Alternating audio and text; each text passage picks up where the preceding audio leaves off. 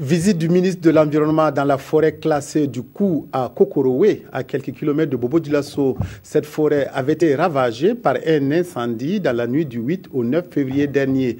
Avec l'appui des techniciens, la délégation s'est imprégnée des dispositions et dispositifs qui régissent la gestion de cette forêt avant d'annoncer des mesures pour une meilleure protection des ressources naturelles. Le reportage à Bobo-Dioulasso, Lamine Karantao à Addis Ndamba. Guidé par des techniciens de l'environnement, c'est avec désolation que la délégation gouvernementale dit constater de visu les dégâts de cet incendie. Et ce type a commencé, dira le directeur provincial en charge de l'environnement du Houé. Il affirme par ailleurs que ce sont plus de 15 hectares, dont 8 hectares de teck qui ont été ravagés par les flammes, ainsi qu'un important couvert végétal réduit en cendres. Un couvert qui, à en croire les spécialistes, prendra beaucoup de temps avant de se régénérer, contrairement au teck qui lui pourra se régénérer dans 2 ou 3 mois.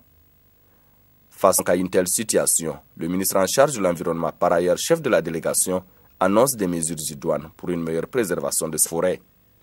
La baignade sauvage doit être interdite sur les sites. Deuxième constat, nous invitons l'ensemble des populations à travers l'Union, qui parlent bien de la gestion de cette forêt, d'appuyer les services techniques en termes de surveillance. Troisièmement, instruction a été donnée à la direction provinciale de renforcer, bien sûr, le poste forêt de Denderesso qui a la charge de la gestion de cette forêt.